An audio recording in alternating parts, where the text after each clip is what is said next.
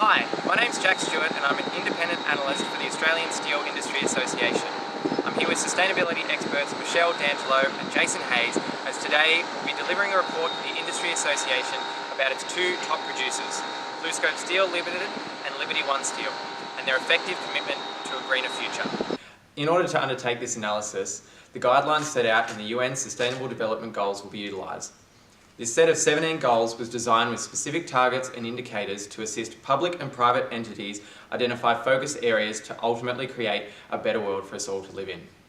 According to data from the Department of Environment and Energy, industrial processes and product use accounted for 8% of Australia's total greenhouse gas emissions in the past year. As the steel industry is host to some of our country's larger greenhouse gas emitters, the two selected companies will be compared in relation to their marketing activities' contribution towards achieving goal number 13, climate action. The core of BlueScope Steel's operations happens right here at the Port Kembla Steelworks. Its primary revenue drivers come from the manufacturing and distribution of steel building products, which are sold business to business and direct through the company's consumer-facing brands, Colorbond and Zincalume. The company demerged from BHP Billiton in 2002, rebranded as BlueScope Steel in 2003 and has been dominant in the market ever since. Liberty One Steel has not been subject to the same level of consistency as BlueScope, particularly over the last 3 years. Formerly known as One Steel and rebranded as Arium Limited in 2011, the company consists of both mining and steel manufacturing subsidiaries. In April of 2016, the firm entered into administration and was subsequently acquired by the Gupta Family Group Alliance. Promises of green steel and a streamlined production process were conveyed as the GFG Alliance announced it would save the organisation's steelworks in Whyalla, South Australia. Both companies attempt to achieve holistic marketing as part of their broader strategic direction. BlueScope's bond repeats powerful words like trust, value and respect, and their current website About Us highlights their performance on a global scale. Liberty One Steel is not as clear as BlueScope in this field. They are lacking a mission statement or bond, and their purpose is not as eloquently articulated. Liberty's own website About Us is the only source available publicly to understand the company's ideals, and there is a focus on quality of product and cost efficiencies, although sustainability and meeting promises to their customers also pops up. While BlueScope is clearly more deliberate in their direction, both companies do highlight the importance of their customers. And who exactly are their customers and end users? Everyone. Their products are in the cars we drive and the buildings we live in. According to the 2018 Lowy Institute poll, the Australian public's opinion on climate change has been growing stronger each year since 2012, and now 59% of the population believe that global warming is a serious and pressing problem. In order to satisfy this growing desire for climate action, it is imperative that both BlueScope and Liberty One Steel are addressing their contribution within their marketing activities. Michelle, what are your findings on BlueScope Steel? BlueScope is an exceptional example of a company who's addressing the Sustainable Development Goals through its marketing. BlueScope says that its sustainability strategy is aligned by and informed by these goals, including Goal 13. The company has invested millions of dollars in initiatives to combat climate change and reduce its carbon footprint. These activities have been heavily promoted through its marketing. So how have they done this? BlueScope has cleverly targeted the 4 key stakeholders identified in its company bond to promote climate change action, reinforcing the holistic marketing model. So let's have a look how they've done this. The community. In July 2018, BlueScope announced an investment in a solar farm at Finley, west of Albury. Under the 7-year agreement, BlueScope will purchase 20% of its electricity from solar energy, reducing its carbon footprint by 300,000 tonnes of carbon dioxide equivalent. This is the same as powering 60,000 homes or taking 90,000 cars off the road. In June 2018, BlueScope also announced the refurbishment of the No. 2 turbo alternator at the Port Kembla Steelworks. This reduced carbon emissions by over 34,000 tonnes, or powering 10,000 homes with renewable energy. These investments were widely marketed in newspapers, social media, and on the corporate website. Let's have a look at the customers.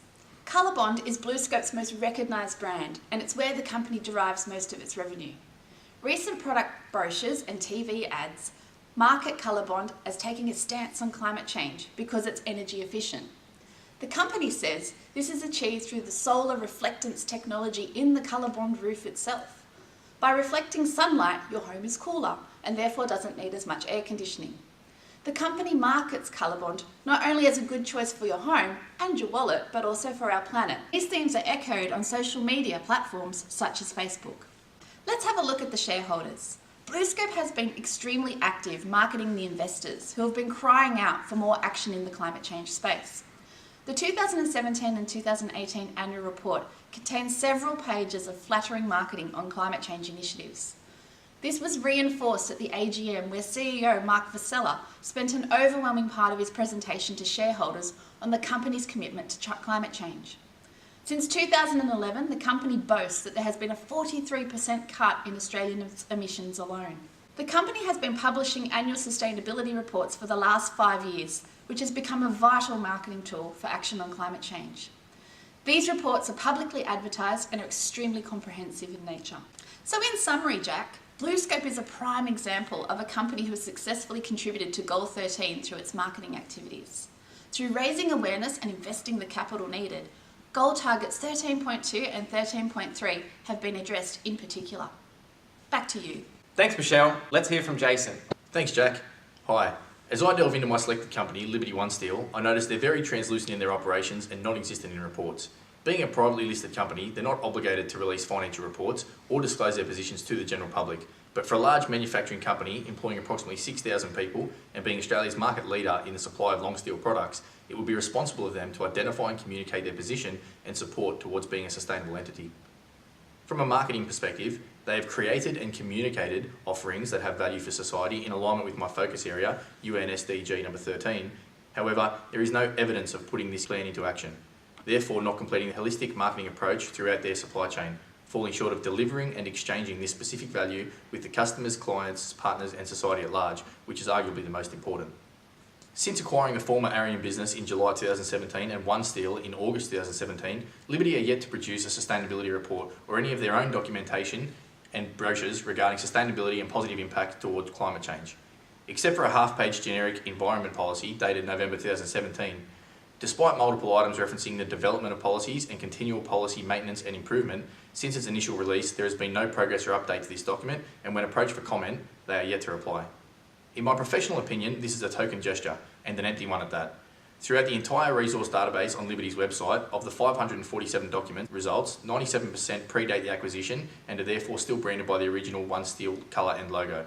Only a handful of documents have been rebranded, and even they are identical content copies. Liberty One Steel has the parent company mission to transform steel and related manufacturing into a global technology and product leader through their Green Steel plan. Step 2 of this theoretical plan blatantly states we will strive to reduce the impact of carbon taxes imposed on coal and gas-based electricity to the manufacture of steel, but not on coal for blast furnaces. Firstly, the Whyalla Steelworks in South Australia contains 2 coal blast furnaces, of which 1 is still operational. And secondly, Liberty is only acting on emissions reduction for financial gain to reduce tax, rather than as a responsible environmental choice.